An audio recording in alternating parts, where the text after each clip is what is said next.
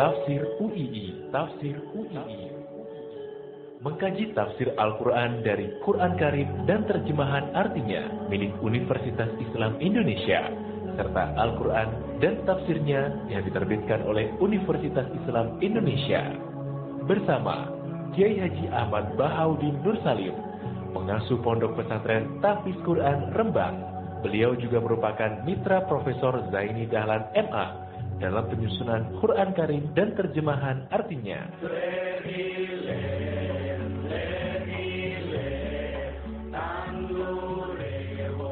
Assalamualaikum warahmatullahi wabarakatuh. Bismillahirrahmanirrahim. Alhamdulillahirabbil alamin. Wassalatu wassalamu ala asyrofil mursalin Sayyidina Muhammadin wa ala alihi washabbihi ajmain. Amma ba'du. Sahabat Indonesia yang kami hormati, berikut kita mulai kajian tafsir yang dikeluarkan oleh UII. Mari kita mulai dengan surat Al-Baqarah.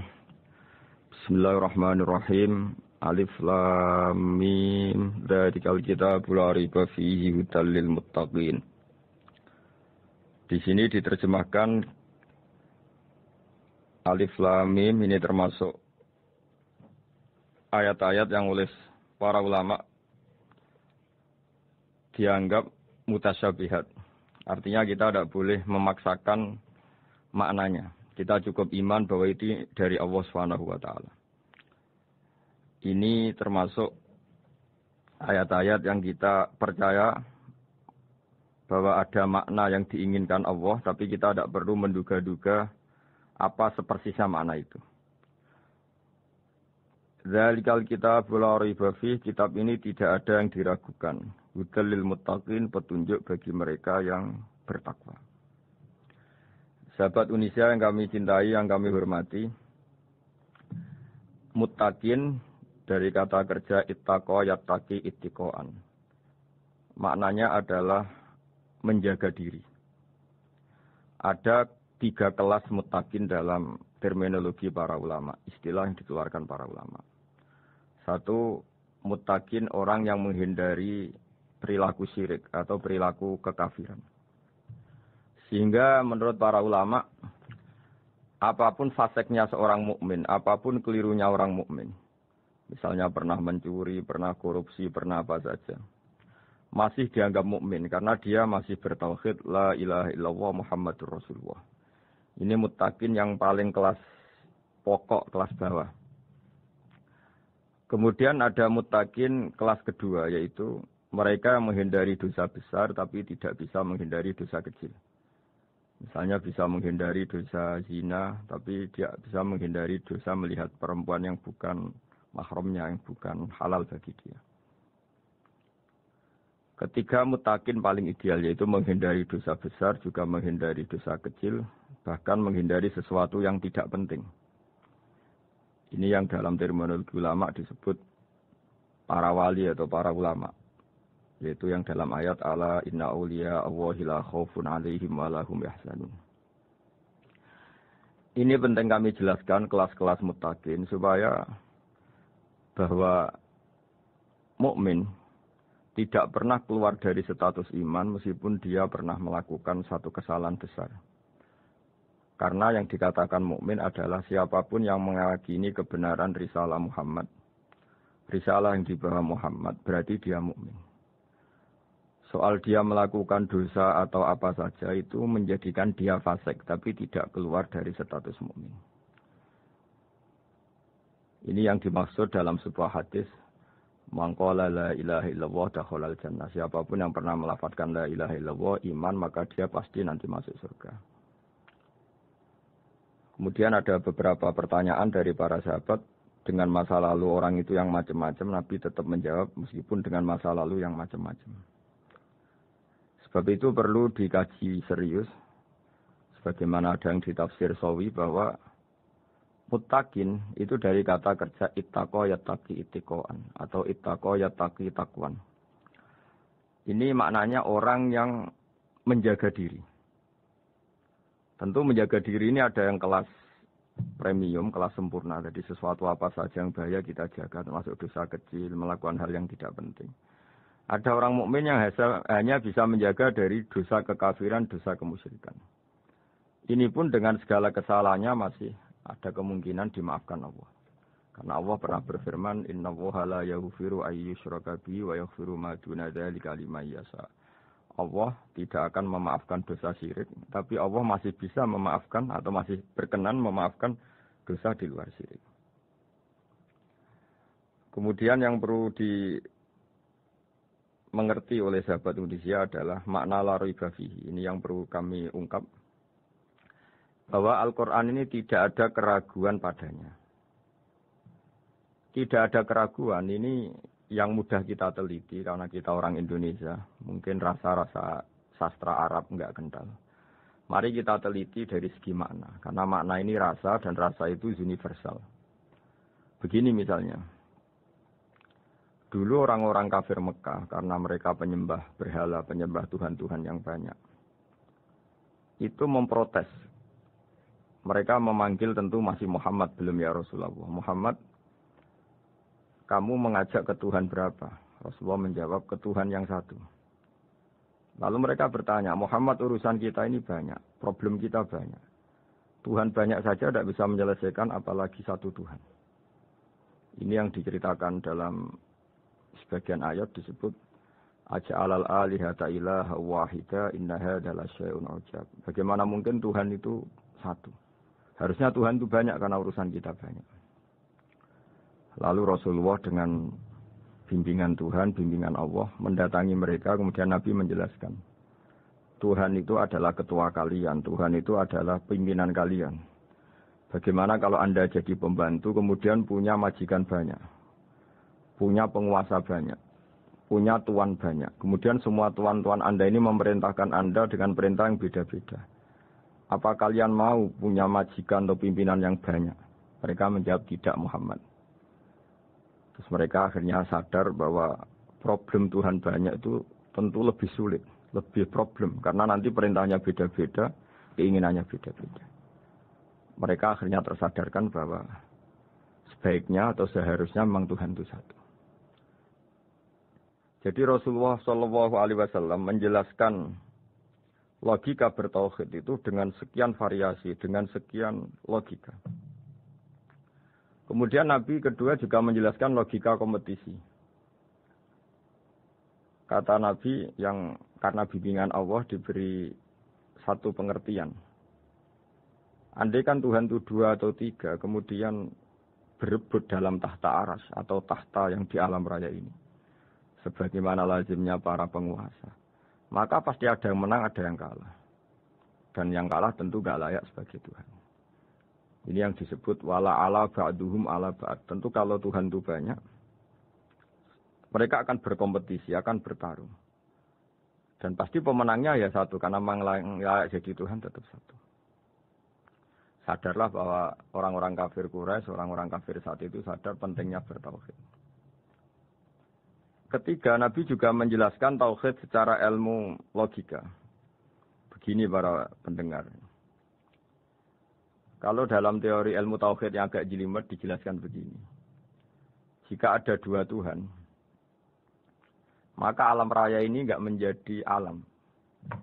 Logikanya adalah 2 Tuhan ini bisa kamu katakan sama-sama kuat. Ketika sama-sama kuat kemudian ingin menciptakan langit. Yang satu ingin menciptakan bumi. Yang satu menolak menciptakan bumi misalnya. Atau yang satu ingin menciptakan langit, yang satu menolak ingin menciptakan langit. Kemudian ternyata bumi ini terbukti wujud. Logika awam adalah yang berhasil menciptakan bumi berarti Tuhan. Yang gagal atau kudrohnya gagal, kemampuannya gagal tidak bisa menciptakan bumi, gagal menjadi Tuhan. Ini logika awam. Logika ini pun kita terima. Tapi kalau menurut logika ahli tauhid, ahli pakar-pakar logika, cara berpandangan begini. Ketika Anda mengatakan ada 2 Tuhan yang sama-sama kuat, kemudian terbukti yang satu mampu menciptakan bumi, yang satu tidak. Bahasa Anda mengatakan sama-sama kuat ini sudah batal dari awalnya, karena terbukti bahasa Anda salah, sama-sama kuat ternyata yang satu tidak mampu. Jika ada dalam pikiran orang-orang ahli tauhid mengatakan membayangkan Tuhan saja itu nggak kebayang karena turunan kata ini pasti selalu salah. Karena tadi misalnya dikatakan andai kan ada dua Tuhan, kemudian yang satu mampu menciptakan bumi, yang satu enggak. Padahal Anda tadi bilang sama-sama kuat, ternyata terbukti yang satu enggak kuat. Berarti kata Anda sama-sama kuat ini salah. Ini pula yang diajarkan Rasulullah lewat bimbingan Allah, lewat wahyunya yang disebut Lau kana fihi ma alihatun illallahu la fasadata. Karena kalau ada dua Tuhan, pasti kamu sifati sama-sama kuat. Ternyata sifat sama-sama kuat ini batal demi hukum, karena ternyata yang satu tidak mampu menciptakan bumi. Atau kamu sifati dua Tuhan ini sama-sama lemah. Itu tidak mungkin lagi, karena ternyata bumi ini terbukti wujud. Pasti penciptanya ini tidak yang sangat kuasa. Jadi logika-logika tauhid sedemikian dibangun oleh Rasulullah lewat bimbingan Allah Subhanahu wa taala. Logika keempat supaya kita iman dan tambah kuat imannya adalah logika yang mudah dicerna oleh kebanyakan orang atau yang bisa diindra. Begini misalnya dalam sebuah ayat di surat Al-Kahfi, kemudian di awal surat Al-Ahqaf, kemudian di sebagian surat At-Tur, ada penjelasan begini. Ketika Rasulullah mengajak manusia menyembah Allah, kemudian orang-orang kafir tanya, lalu Tuhan kamu siapa Muhammad? Tuhan saya adalah Allah menciptakan langit bumi. Terus mereka berandai-andai, ada Lata, ada Uzza, ada Manat, ada Hubal. Itu Tuhan-Tuhan kami. Terus Rasulullah bertanya, apakah Tuhan-Tuhan yang kamu sembah itu memberi kontribusi saat langit dan bumi diciptakan? Mereka menjawab, tidak Muhammad, itu Tuhan-Tuhan yang kami bikin. Begitu juga asumsi tentang Tuhan-Tuhan yang lain. Apakah Isa ikut menciptakan bumi atau menciptakan langit? Tentu jawabannya tidak. Karena Isa lahir di bumi, orang tahu tanggal lahirnya, tahu tahunnya, dan sebelum ada Isa juga sudah ada bumi. Sehingga untuk menetapkan tauhid, berkali-kali Quran tanya, Amman khalaqas samawati wal ardu? Siapa sih yang menciptakan langit bumi? Siapa sih yang menurunkan air dari langit? Siapa yang mengatur ini, itu? Akhirnya mereka menjawab, itu semua Allah Muhammad. Begitu juga kemungkinan setan misalnya. Setan itu fisik atau makhluk atau apa saja yang tidak kita lihat. Kemudian setan itu lewat rayuannya, lewat tipu dayanya ingin disembah. Kata Allah menjelaskan ini, Ma asyadduhum khalqas samawati wal ardi wala khalqa anfusihim. Kamu tidak perlu takut sama setan atau apalagi menuhankan setan. Setan itu tidak yang punya reputasi menciptakan langit dan bumi. Bahkan setan tidak bisa menciptakan dirinya sendiri. Ini menjadi pengetahuan bagi kita. Betapa bagi pakar-pakar tauhid, ahli tauhid. Ketika setan nyatanya diusir dari surga. Itu pun versi mereka. Versi mereka pun mengatakan seperti kita bahwa setan itu diusir dari surga. Dan dia keluar dari surga. Kalau setan itu Tuhan, tentu diusir gak mau. Karena di surga itu nikmat. Ketika setan diusir dari surga, ya keluar. Dia juga jadi makhluk yang hina dina. Berarti dia tidak punya kekuasaan. Bahkan pada dirinya sendiri. Dipaksa keluar dari surga, ya keluar. Dipaksa menjadi ahli neraka, ya jadi ahli neraka. Dipaksa jadi apa saja, juga dia akan jadi seperti yang dipaksakan. Ini menunjukkan bahwa setan adalah tahta kudratillah, tahta qahrillah, tahta satwatillah, bahwa setan pun dalam kendali kekuasaan Allah. Makanya Allah mengatakan kamu tidak usah menyembah setan, tidak usah nurut sama setan. Setan itu lemah sekali. Karena faktanya dia tidak bisa memaksakan keinginannya. Ini yang oleh Allah disebut dalam firman-Nya inna kaida syaitani kana dhaifa. Setan itu lemah sekali. Ini perlu saya sampaikan ke para pendengar Unisia bahwa bertauhid itu ada sekian logika. Logika kelima adalah logika orang awam. Awam sekali. Suatu saat ada perdebatan antara Abul Hasan al-Asy'ari. Abul Hasan al-Asy'ari ini tokoh ahli sunnah paling populer dalam ilmu logika. Dia mengatakan orang menemukan Tuhan itu harus lewat logika yang cermat.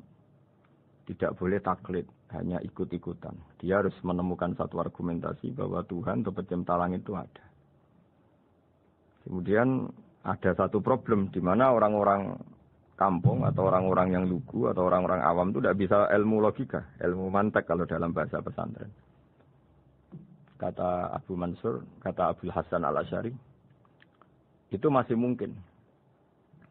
Alhasil para ulama ini meneliti ke orang-orang yang lugu, yang di kampung, yang petani, yang lugu sekali. Apa yang mereka temukan? Ternyata mereka punya cara logikanya sendiri untuk menemukan Tuhan, Sang Pencipta. Pernah suatu saat ada seorang petani lugu, biasa menggembala unta, ditanya, Bima araf tarubat, lalu kamu yang petani ini yang hanya ngurusi sawah, ngurusi ladang, dengan cara apa kamu tahu kalau Tuhan itu ada? Si petani tadi marah besar dan dia mengatakan, Al-ba'ratu tadullu 'alal ba'ir wa asharul aqdam yadullu 'alal masir. Kata petani tadi, yang namanya ada kotoran unta, pasti ada untanya. Yang namanya ada jejak kaki, pasti ada yang barusan lewat. Artinya kalau ada makhluk, pasti ada pencipta. Ini logika awam yang mudah. Kita tidak mungkin mengatakan bumi ini pencipta, mengatakan matahari pencipta. Kelihatan sekali kebendaannya, kelihatan sekali bahwa bumi matahari tidak punya ikhtiar, tidak punya kekuatan. Kelihatan sekali sifat-sifat kemakhlukannya. Jika benda-benda ini karuan makhluk, pasti menunjukkan bahwa ada penciptanya, ada khaliknya.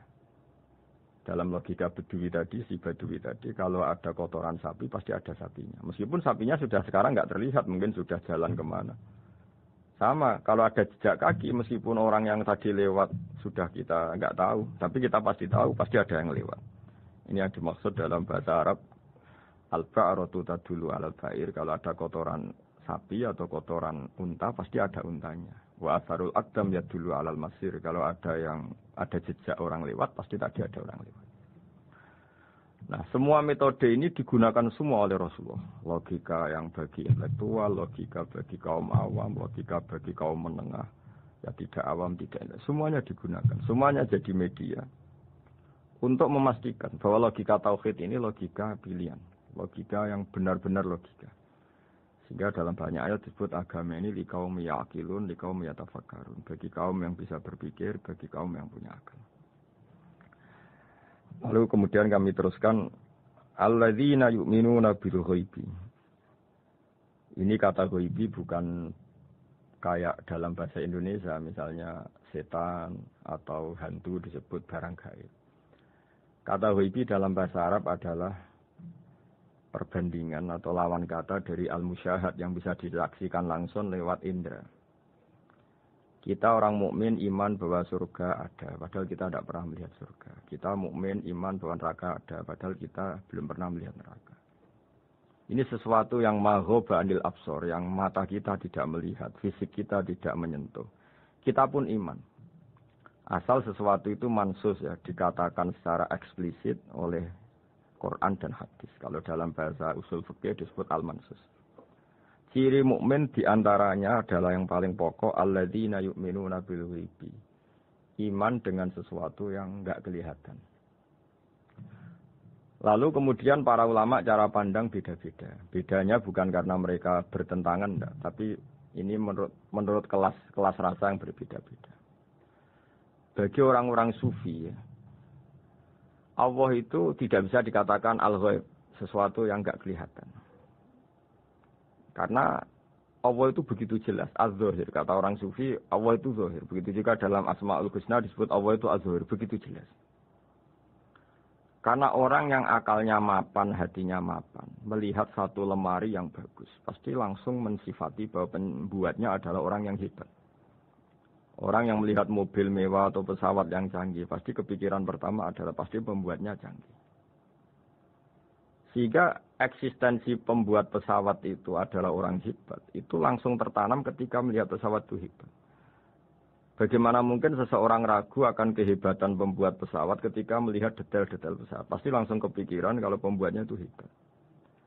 Memutuskan bahwa pembuat pesawat hebat itu tidak harus ketemu yang membuat. Juga tidak harus melihat. Tapi akal kita pasti meyakini pembuatnya itu hebat. Berarti keputusan menyimpulkan bahwa pembuatnya hebat adalah az-zahir begitu jelas. Begitu juga langit dan bumi, matahari semuanya tertata rapi. Air dengan fungsi manfaat yang sebegitu hebat. Oksigen, semua tanaman, buah-buahan. Meskipun kita tidak pernah melihat Tuhan, tapi akal kita, nurani kita, pasti berkeyakinan dan tahu betul, pasti pembuatnya itu zat yang super hebat, super bijaksana. Sehingga dalam kategori ini Allah tidak bisa dikatakan suatu yang enggak tersentuh, yang enggak terjangkau. Allah itu az-zahir, begitu jelas. Sehingga di antara Asmaul Husna disebut az-zahir.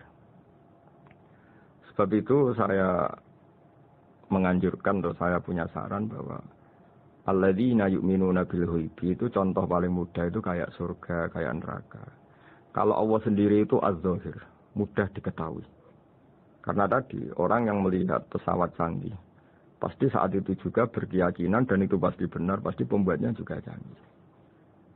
Nah, di sini disebut alam raya ini ayat, semuanya itu bukti kekuasaan.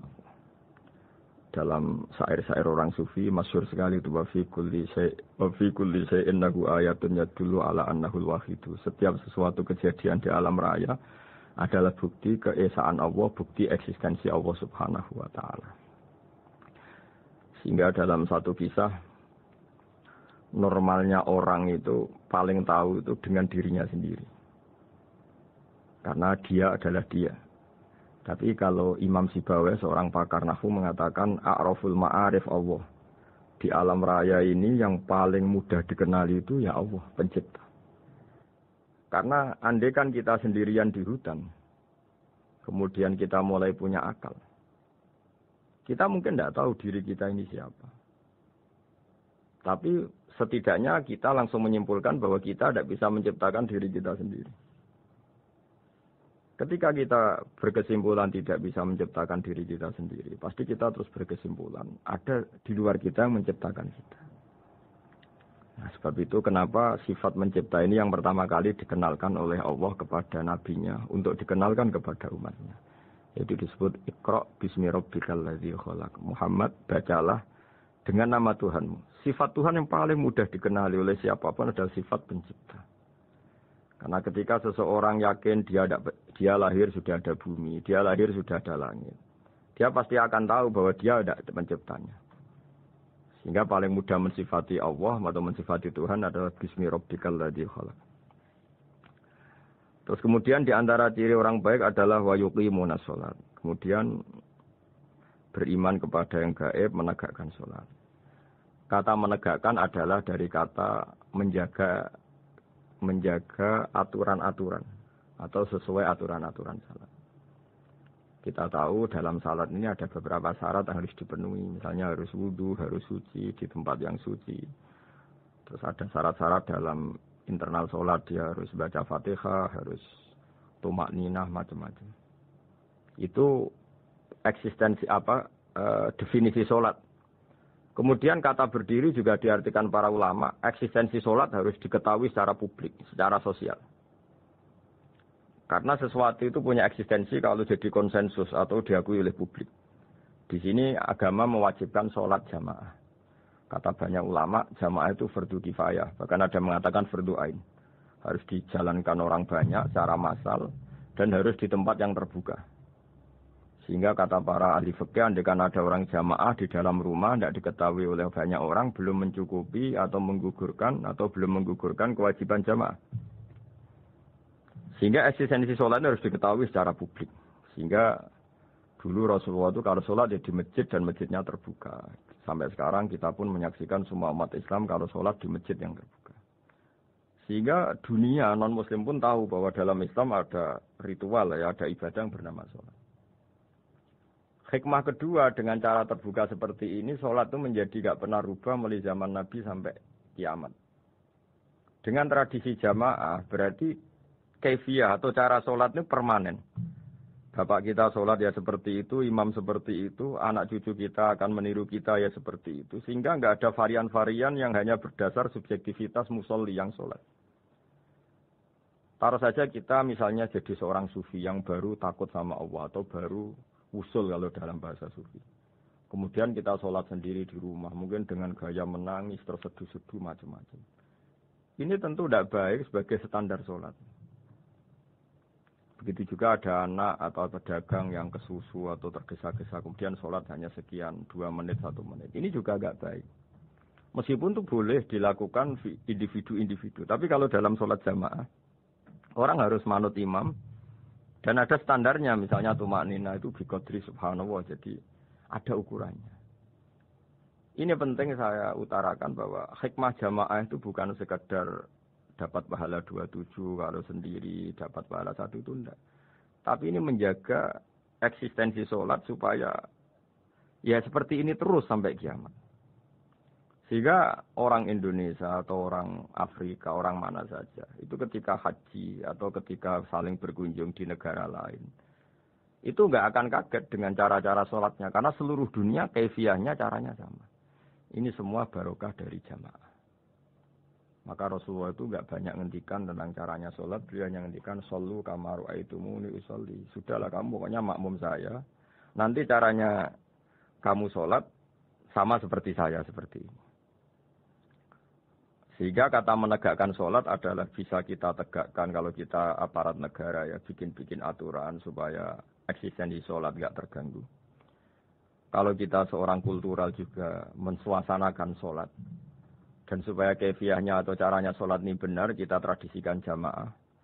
Sehingga anak kecil ngikuti yang besar, yang bodoh ngikuti yang pinter dengan satu cara. Itu barokahnya jamaah. Sehingga wayukimuna sholat itu, sholat kita dirikan baik secara personal. Dengan cara-cara tumaknina, kita suci di tempat yang suci. Maupun kita tegakkan, kita maklumatkan, kita jadikan konsensus bahwa sholat ya seperti ini. Sehingga ada khayal-khayal lagi dalam Islam. Misalnya nyuwun sewu ada aliran yang mengatakan, ya kalau Tuhan itu kan enggak bebas arah, bebas tempat. Terus dulu pernah ada orang sesat sholat sampai 4 rakaat 4 arah, alasannya Tuhan itu tanpa arah. Enggak akan terjadi seperti itu. Karena ijma'nya umat Islam, konsensus umat Islam akan menolak faham yang seperti itu. Jadi saya mohon sekali ini pentingnya jamaah. Dengan jamaah maka caranya sholat, cara meyakini madhab kiblat dan sebagainya terjaga ila yaumil qiyamah sampai hari kiamat. Terus sifatnya orang mukmin lagi wa mimma razaqnahum yunfikun dan menafkahkan sebagian rezeki yang kami berikan. Ya ini termasuk zakat, sedekah. Jadi ada sebuah riwayat mengatakan inna fil mali haqqan. Harta itu ada haknya yaitu zakat. Tapi ada juga saran inna fil mali haqqan siwa zakat. Di luar keharusan zakat juga ada hak-hak kita untuk memberikan sebagian rezeki kita. Taruh saja misalnya saya punya uang 10 juta. Secara nisab zakat belum sampai 1 nisab. Karena 1 nisab itu sama dengan nilai 84 gram emas.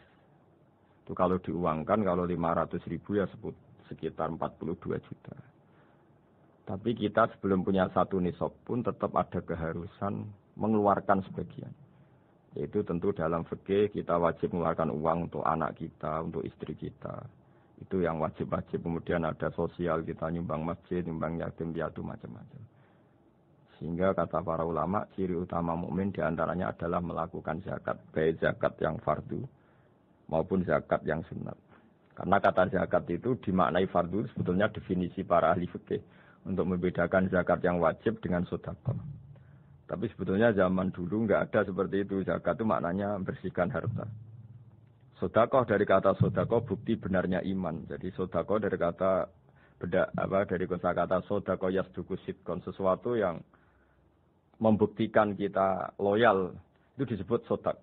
Kita nikah, mas kawin di bahasa Arab kan sedekah dari kata sedekah juga. Kita bukti iman, loyal, kita sedekah.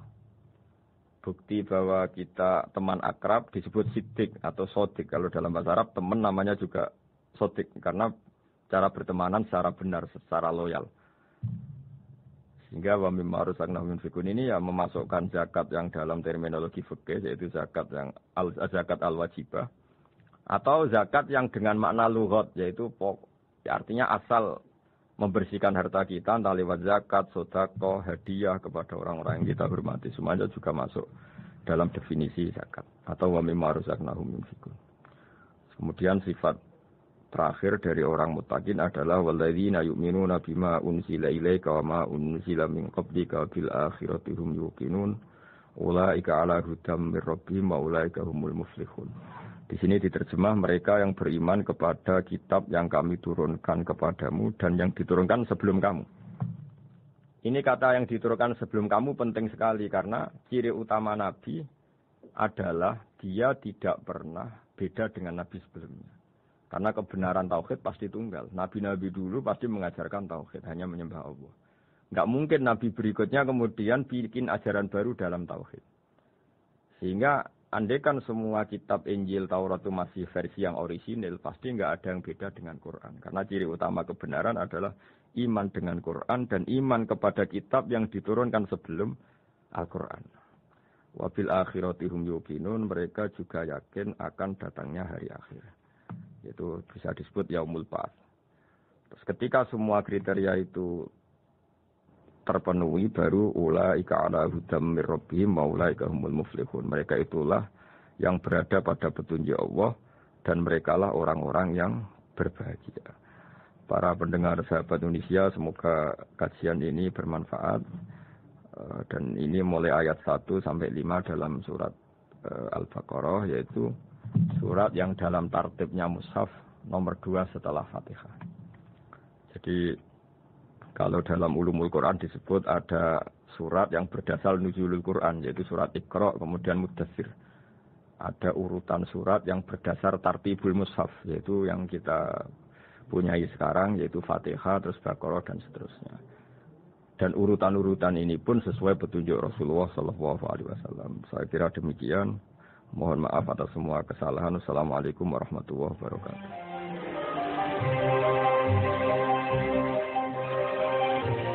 Demikian tafsir UII bersama Kiai Haji Ahmad Bahaudin Nur Salim, pengasuh Pondok Pesantren Tahfizul Quran Rembang. Beliau juga merupakan mitra Profesor Zaini Dahlan MA dalam penyusunan Quran Karim dan terjemahan artinya Universitas Islam Indonesia.